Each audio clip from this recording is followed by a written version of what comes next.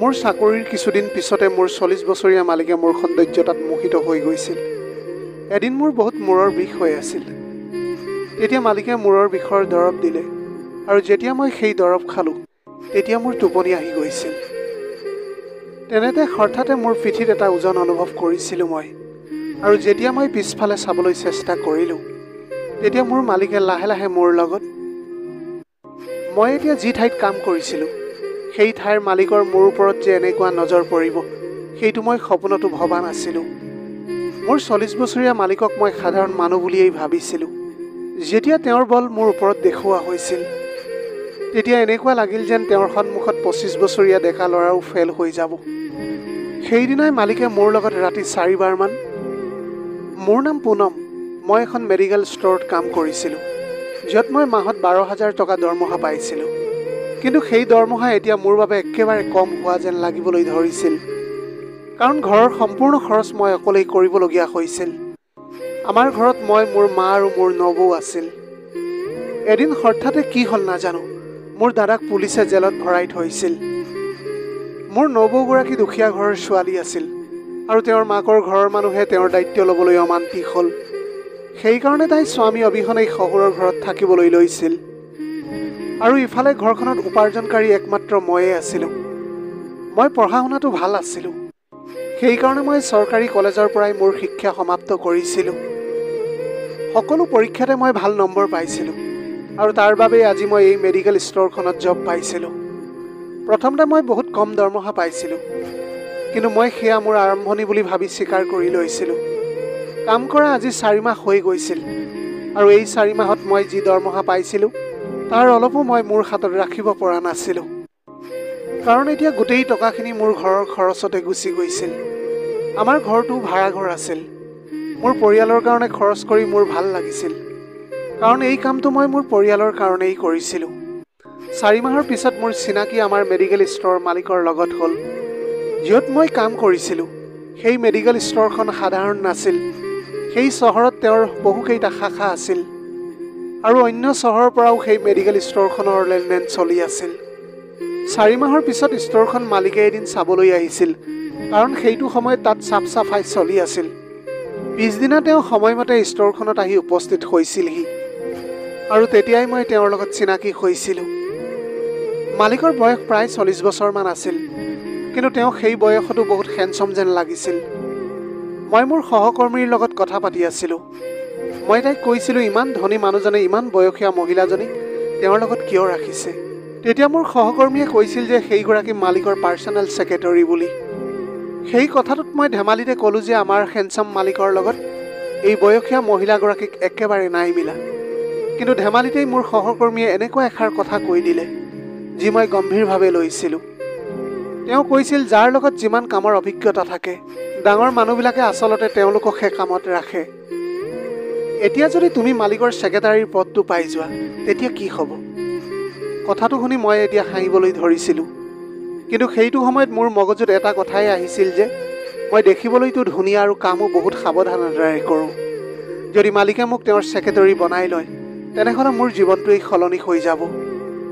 তেনেকুৱা এটা অৱস্থাত মালিকৰো লাভ হ'ব আৰু মোৰো লাভ হ'ব। মালিকে এগৰাকী ধুনীয়া ছেক্ৰেটাৰী পাই যাব আৰু মই এটা ভাল দৰমহা পাই যাম।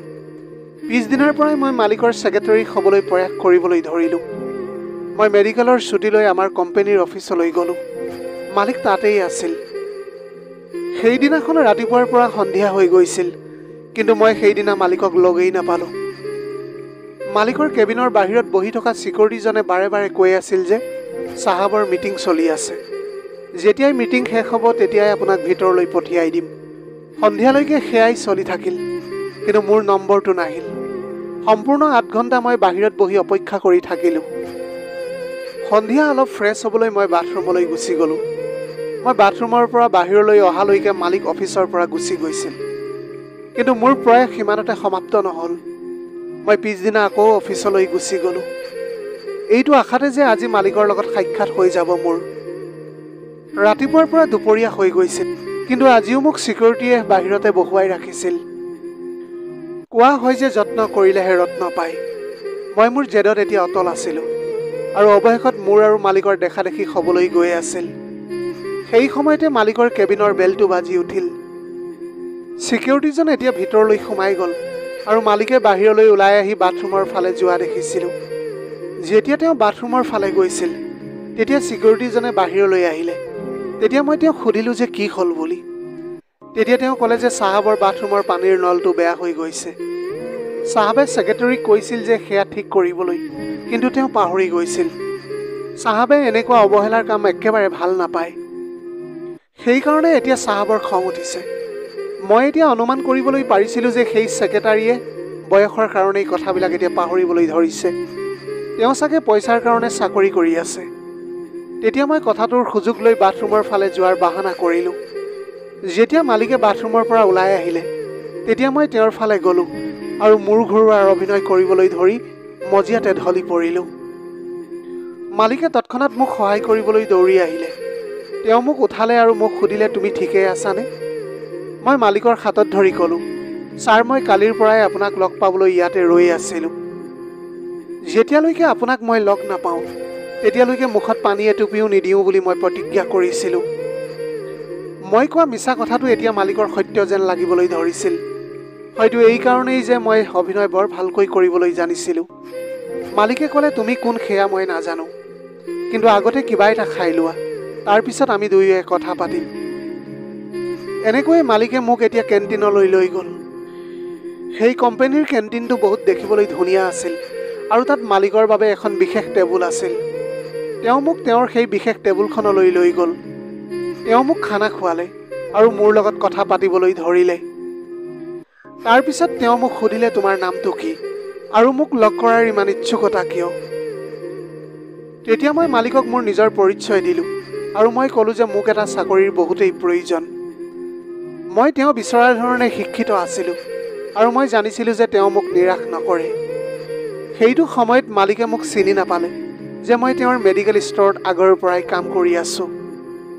হয়তো তেওঁ মোক ইমান কম সময়ৰ বাবে দেখিছিল, সেইকাৰণে তেওঁ পাহৰি গ'ল। যিয়েই নহওক সেয়া মোৰ কাৰণেই লাভজনক হ'ল।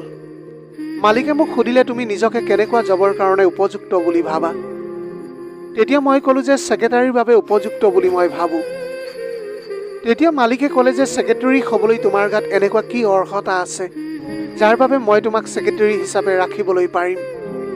তেতিয়া মই উত্তৰ দিলোঁ যে প্ৰথম কথাটো হ'ল মই এগৰাকী গাভৰু ছোৱালী, সেয়েহে মোৰ সকলো কথা মনত ৰাখিব পৰা শক্তি ভালকৈ আছে। লগতে মই দেখাতো ধুনীয়া আৰু ইমান এটা ডাঙৰ কোম্পানীৰ মালিকক মোৰ দৰে ছোৱালী এজনী পালে ভাল লাগিব। মোৰ শিক্ষাগত অৰ্হতা এই পদটোৰ বাবে মই উপযুক্ত বুলি ভাবোঁ। মোৰ আত্মবিশ্বাস ভৰা উত্তৰ শুনি মালিকে মোক তেওঁৰ ছেক্ৰেটাৰীৰ পদত ৰখাৰ কথাটো ভাবিছিল। তেওঁ ক'লে যে তোমাৰ আত্মবিশ্বাসলৈ চাই মোৰ এনেকুৱা লাগিছে যে তুমি এই পদটোৰ বাবে উপযুক্ত। আজিৰ পৰা তুমি মোৰ পাৰ্চনেল ছেক্ৰেটাৰী। সেইটো সময়তে তেওঁ মোক দৰমহাৰ কথাটো ঘোষণা কৰি ক'লে যে আজিৰ পৰা তোমাৰ মাহিলী দৰমহা 40,000 টকা হৈ গ'ল। মই যি বিচাৰিছিলোঁ সেয়া মই পাই গৈছিলোঁ। সেইটো সময়ত মই ভাবিছিলোঁ যে বছ কিমান এজন সহজ সৰল মানুহ। তেওঁ মোৰ মাত্ৰ আত্মবিশ্বাসলৈ চাই মোক ইমান টকা দৰমহাৰ এটা চাকৰি দিলে। কিন্তু মই এই কথাটো একেবাৰে অনুমান কৰিবলৈ পৰা নাছিলোঁ যে বছে মোৰ আত্মবিশ্বাসত আন কিবাহে দেখিছিল। যিটো মই সাধাৰণ বুলি ভাবিছিলোঁ তেওঁ একেবাৰে তেনেকুৱা নাছিল, আৰু এই কথা মই লাহে লাহে বুজিবলৈ পাৰিছিলোঁ। সেইদিনা বছে ক'লে, আজিৰ পৰা তুমি তোমাৰ ডিউটি কৰিবলৈ পাৰিবা। তেওঁ তেতিয়া ক'লে যে অলপ সময়ৰ পিছতে আমি এখন মিটিঙৰ কাৰণে বাহিৰলৈ যাব লাগিব। তেওঁ সোনকালেই মোৰ ওপৰত ছেক্ৰেটাৰীৰ দায়িত্ব অৰ্পণ কৰিবলৈ ধৰিলে আৰু এতিয়া এনেকৈ ময়ো সুখ মনেৰে দায়িত্বটো গ্ৰহণ কৰিবলৈ ধৰিলোঁ। তাৰপিছত যেতিয়া আমি কেণ্টিনৰ পৰা বাহিৰলৈ ওলালোঁ তেতিয়া পুৰণি ছেক্ৰেটাৰীগৰাকী দৌৰি তেওঁৰ ওচৰলৈ আহিলে। তাই এতিয়া কিবা এটা কোৱাৰ আগতেই বছে ক'লে যে আজিৰ পৰা তুমি বেছি কামৰ বোজা লোৱাৰ প্ৰয়োজন নাই। আজিৰ পৰা মোৰ পাৰ্চনেল ছেক্ৰেটাৰী আন কোনোবাহে হ'ব। বাকী সৰু সুৰা কিবা কাম থাকিলে মই তোমাক কৈ দিম। বছে এতিয়া তাইক চাকৰিৰ পৰা উলিয়াই দিয়া নাছিল, বৰঞ্চ তেওঁৰ পদটোহে সলনি কৰি দিছিল। আমাৰ বছজন যিমান কঠোৰ আছিল সিমান দয়ালুও আছিল। যেতিয়া মই বছৰ লগত মিটিঙলৈ বুলি ওলালোঁ তেতিয়া তেওঁৰ আগৰ ছেক্ৰেটাৰীয়ে মোক খঙেৰে চাই আছিল, কিন্তু মোৰ তেওঁৰ লগত কোনো মতলবেই নাছিল। সেইদিনা বছে মোক এখন মিটিঙলৈ লৈ গ'ল। মিটিং আৰম্ভ হোৱাৰ লগে লগে মই মোৰ ভৰিৰ ওপৰত কাৰোবাৰ ভৰি এখন অনুভৱ কৰিলোঁ। এতিয়া ইমানবিলাক মানুহৰ সন্মুখত মই তললৈ খাউলি চাব পৰা নাছিলোঁ। সেইকাৰণে মনে মনে বহি থাকিলোঁ।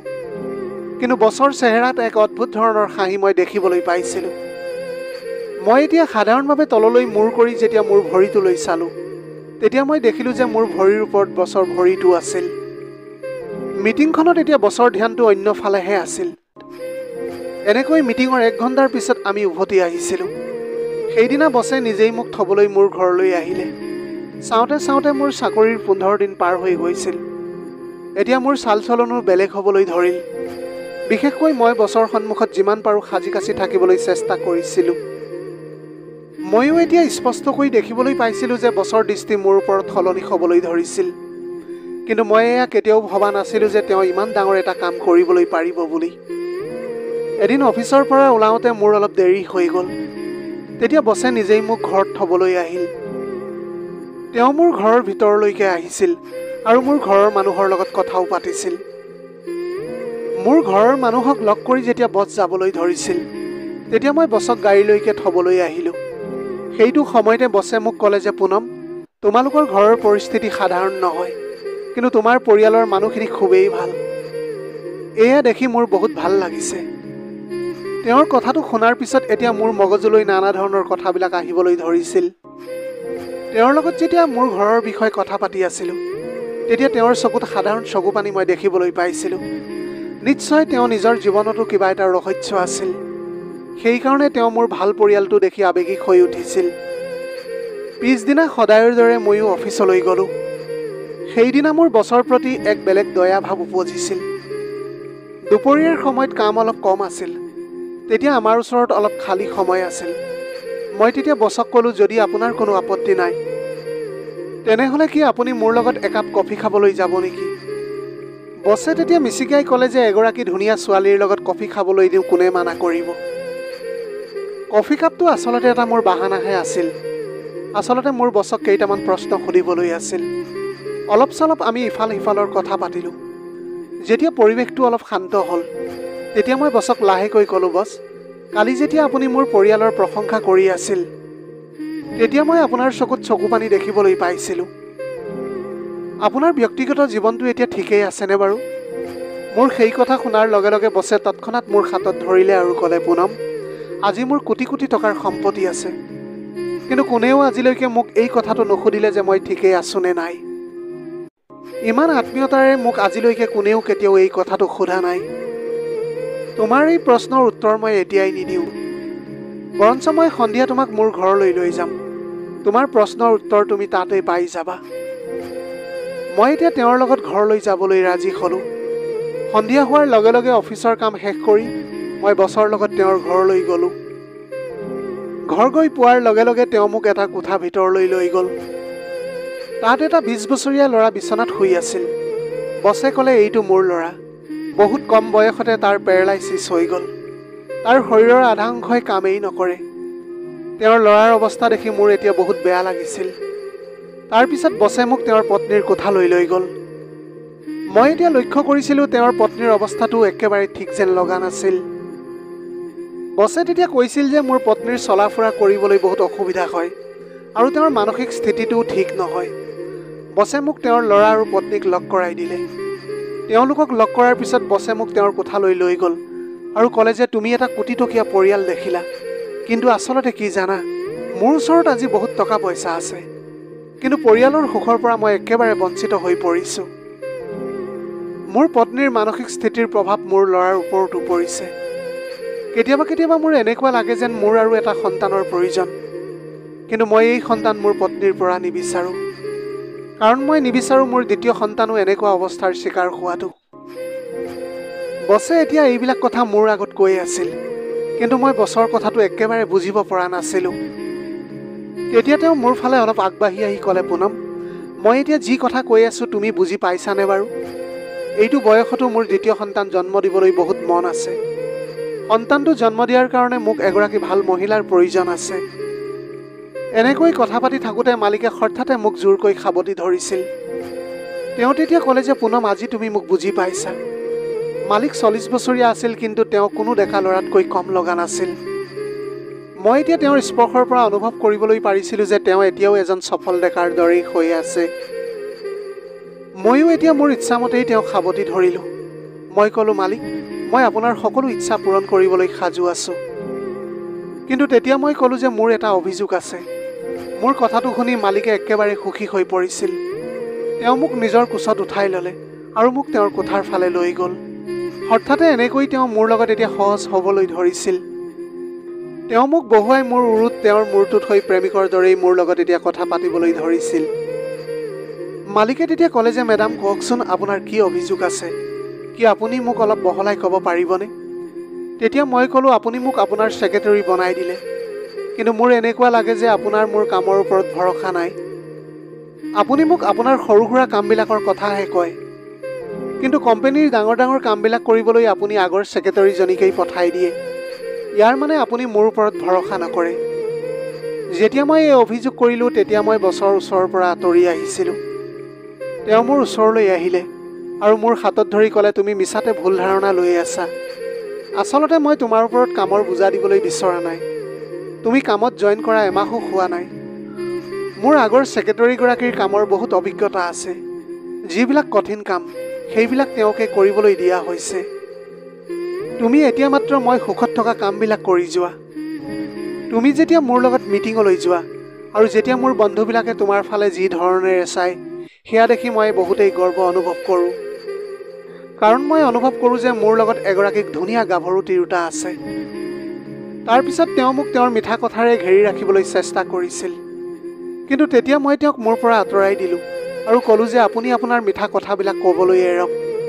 যদিহে আপুনি মোৰ লগত সময় কটাবলৈ বিচাৰে, তেনেহ'লে আপুনি আপোনাৰ আগৰ ছেক্ৰেটাৰীগৰাকীক দিয়া সকলো গুৰুত্বপূৰ্ণ কামবিলাক মোক দিব লাগিব। সেই সময়ত মই বছক কথা দিলোঁ আৰু অৱশেষত তেওঁ মোৰ সন্মুখত তলমূৰ কৰিলে আৰু ক'লে যে, ঠিক আছে মেডাম, কাইলৈৰ পৰা মই সকলো কাম আপোনাৰ হাততে অৰ্পণ কৰিম। এনেকৈ মোক কথা দিয়াৰ পিছত বছে আকৌ মোক প্ৰশংসা কৰিবলৈ ধৰিলে। সেই সময়ত আমাৰ মাজত বছ আৰু ছেক্ৰেটাৰীৰ উপৰিও এক বেলেগ ধৰণৰ সম্পৰ্ক হ'বলৈ ধৰিছিল। বছে মোক যি কথা দিছিল সেই কথামতে পিছদিনা ৰাতিপুৱাই সকলো কাম পুৰণি ছেক্ৰেটাৰীৰ পৰা আনি মোৰ হাতত অৰ্পণ কৰিছিল। এনেকৈ কিছুদিনৰ পিছত কোম্পানীৰ ফালৰ পৰা এটা ইভেণ্টৰ আয়োজন কৰা হৈছিল। এই খবৰটো মই কোম্পানীৰ কেইগৰাকীমান কৰ্মচাৰীৰ পৰা পাইছিলোঁ। মালিকে মোক এই কথাটো কিয় নক'লে? এই কথাটোকে লৈ মোৰ এতিয়া বহুত খং উঠিছিল। সেইদিনা মই খঙেৰে মালিকৰ কেবিনলৈ সোমাই গ'লোঁ। মই ক'লোঁ, আপুনি মোৰ ইমান ওচৰতে থাকে, তাৰ পিছতো আপুনি কোম্পানীৰ ইভেণ্টৰ কথাটো মোক নজনালে। তেতিয়া তেওঁ ক'লে যে, পুনম, ইমান খং নকৰিবা। মই তোমাক সকলো ক'বলৈ লৈছিলোঁ। এই ইভেণ্টত তুমি থাকিবই লাগিব, কাৰণ তালৈ ডাঙৰ ডাঙৰ বিজনেছমেন কেইগৰাকীমান আহিব। তোমাৰ কেৰিয়াৰ বনাবলৈ এয়াই এটা ভাল সুযোগ। বছে মোৰ কেৰিয়াৰৰ কথা ভাবিছে বুলি গম পাই মই তেওঁক আনন্দতে সাৱটি ধৰিছিলোঁ। এতিয়া মালিকেও মোক মৰমতে সাৱটি ধৰিলে। তাৰপিছত তেওঁ ক'লে যে, মই তোমাক তোমাৰ কেৰিয়াৰত সহায় কৰিম, কিন্তু এটা চৰ্তত। তুমি তোমাৰ নবৌকো এই ইভেণ্টলৈ লৈ আহিব লাগিব।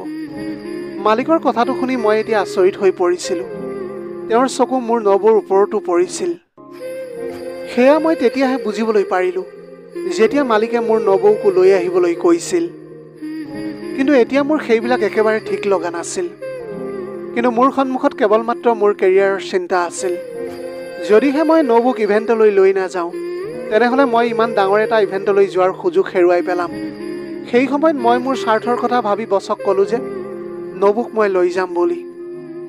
এনেকৈ ইভেণ্টৰ দিনা মই মোৰ নবৌক মোৰ লগতে লৈ আহিলোঁ। তেওঁ মোৰ সমানেই আছিল। তেওঁৰ লিখা পঢ়া কম আছিল, কিন্তু দেখিবলৈ বহুত ধুনীয়া আছিল। সেইদিনা মালিকে মোক অতিথি অভ্যৰ্থনাৰ দায়িত্ব দিছিল। সেই ইভেণ্টত বছৰ চকু কেতিয়াবা যদি মোৰ ওপৰত আৰু কেতিয়াবা নবৌৰ ওপৰত আছিল। নবৌক লগত লৈ অহাৰ কাৰণেই মই সেই সুযোগ পাইছিলোঁ।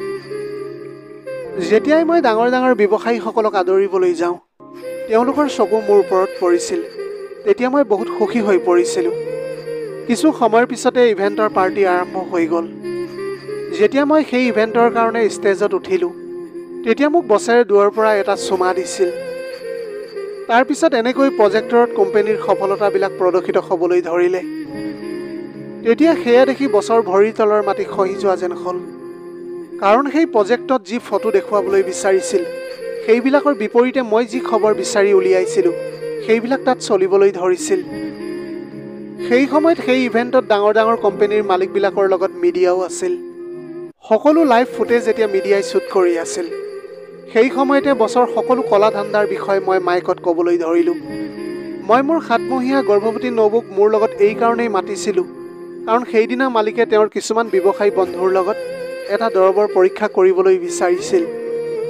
সেই দৰৱটো গৰ্ভৱতী মহিলাৰ কাৰণে আছিল, আৰু তেওঁলোকে বনোৱা সেই দৰৱটো মোৰ নবৌৰ ওপৰত প্ৰয়োগ কৰিবলৈ বিচাৰিছিল। তেওঁলোকৰ জীৱনৰ মূল্য থাকে, কিন্তু দুখীয়াৰ জীৱন গুচি গ'লেও কাৰোৰে একো সমস্যা নহয়। মই মালিকৰ সত্যতা সকলোৰে সন্মুখলৈ আনিবলৈ মই তেওঁৰ ইমান কাষ চাপি গৈছিলোঁ। সেইজন দুষ্ট মালিকৰ কাৰণেই আজি মোৰ দাদা জেলৰ ভাত খাবলগীয়া হৈছে। কিছুমাহ আগতে মোৰ দাদাই মাৰ কাৰণে মেডিকেল ষ্ট'ৰৰ পৰা দৰৱ কিনি আনিছিল, কাৰণ মোৰ বহুত জ্বৰ উঠি আছিল, আৰু সেইখন মেডিকেল ষ্ট'ৰ সেইজন মালিকৰে আছিল। সেই দৰৱ খোৱাৰ পিছত মাৰ মূৰ ঘূৰালে আৰু হাৰ্ট এটেক আহি গৈছিল। মোৰ দাদা এজন ৰিপৰ্টাৰ আছিল। তেওঁ তৎক্ষণাত সেই মেডিকেল ষ্ট'ৰৰ ওপৰত অভিযোগ কৰিলে, কিন্তু তাক মিছা বুলি প্ৰমাণিত কৰি তাকেই জেলত ভৰাই থ'লে। সেইকাৰণে মই সেই মেডিকেল ষ্ট'ৰৰ মালিকৰ তালৈ যাবলৈ বিচাৰিছিলোঁ। যেতিয়া দাদাক গ্ৰেপ্তাৰ কৰা হৈছিল তেতিয়া মই বাহিৰত পঢ়ি আছিলোঁ। সৌভাগ্যক্ৰমে ময়ো মেডিকেলৰ শিক্ষা গ্ৰহণ কৰিছিলোঁ। মই এতিয়া প্ৰতিদিনে মনে মনে সকলো তথ্য জানিবলৈ চেষ্টা কৰি আছিলোঁ। সেই কোম্পানীত চলি থকা নকলি দৰৱৰ ব্যৱসায় মই বাহিৰলৈ আনিছিলোঁ। সেই স্বাৰ্থপৰ ধুৰন্ধৰ লোকজনে নিজৰ পকেট ভৰাবলৈ ম্যাদ উকলি যোৱা দৰৱৰ তাৰিখ সলনি কৰি আকৌ মেডিকেলত বিক্ৰীৰ কাৰণে পঠিয়াই দিয়ে। সেইবিলাক দৰৱ খাই এতিয়া সাধাৰণ লোকসকলৰ মাজত বহুত প্ৰভাৱ পৰিছিল। প্ৰতিদিনে বাতৰিত মানুহৰ মৃত্যুৰ খবৰ ছপোৱা হৈছিল। সেই নকলি দৰৱৰ ব্যৱসায়ত কেৱল এজন ব্যক্তিয়েই নাছিল, তাত বহুকেইজন ডাঙৰ ডাঙৰ ব্যৱসায়ী জড়িত হৈ আছিল। সেই সকলোবিলাক ঘটনাৰ ভিডিঅ' ফুটেজ মই এতিয়া ৰেকৰ্ড কৰিছিলোঁ। যেতিয়া সকলো ফুটেজ মই সকলোৰে সন্মুখলৈ আনিলোঁ, তেতিয়া সেই মালিক আৰু তেওঁৰ সকলো সংগীকে গ্ৰেপ্তাৰ কৰা হ'ল। জেললৈ যোৱাৰ আগতে মই সেই মালিকক ক'লোঁ যে আপুনি মোক যি আপোনাৰ পৰিয়ালৰ স্থিতিটো দেখুৱাইছিল, আপোনাৰ এই ভুল কৰ্মৰ কাৰণেই তেনেকুৱা এটা পৰিস্থিতিৰ সৃষ্টি হৈছে। মানুহৰ মাজত নকলি দৰৱ বিক্ৰী কৰি আপুনি যি পাপ কৰি আছিল, সেই পাপ কৰ্মৰ ফল এতিয়া আপোনাৰ পৰিয়ালৰ ওপৰত পৰিছে। যদিহে আপোনাৰ নিজৰ ঘৰৰ মানুহে ভাল এটা জীৱন কটাবলৈ পৰা নাই, তেনেহ'লে ইমান টকা উপাৰ্জন কৰি কি লাভ? সকলোৱে নিজৰ বেয়া কৰ্মৰ ফল এদিন নিশ্চয় ভুগিবই লাগিব। যেতিয়া সকলো সত্যতা পোহৰলৈ আহিলে, তেতিয়া মোৰ ভাই জেলৰ পৰা মুক্তি পাইছিল। তেওঁক এতিয়া সন্মান সহকাৰে নিজৰ চাকৰিত আকৌ মকৰল কৰি দিলে। মোৰ এতিয়া সাহস দেখি চৰকাৰে মোক সন্মান জনালে। তাৰপিছত মই এখন চৰকাৰী হস্পিটেলত এটা চাকৰিও পালোঁ। প্ৰিয় দৰ্শক, এয়াই আছিল আজিৰ কাহিনীৰ ভাগ। আজিৰ ভিডিঅ'টি কেনেকুৱা লাগিলে জনাব। যদি ভাল লাগিল তেনেহ'লে লগৰ বন্ধু বান্ধৱীসকলৰ মাজত শ্বেয়াৰ কৰিবলৈ নাপাহৰিব। আপোনালোকৰ গোটেই জীৱনটো হাঁহিৰে উপচি পৰক। পাৰিলে দুখীয়াজনক অলপ সহায় কৰিবলৈ চেষ্টা কৰিব। আপোনালোকৰ অকণমান সঁহাৰিয়ে যদি কোনোবা এজন দুখীয়াৰ জীৱনটো সলনি কৰিবলৈ পাৰে, তাতকৈ পুণ্যৰ কাম আৰু এই পৃথিৱীত একোৱেই হ'ব নোৱাৰে। Have a nice day.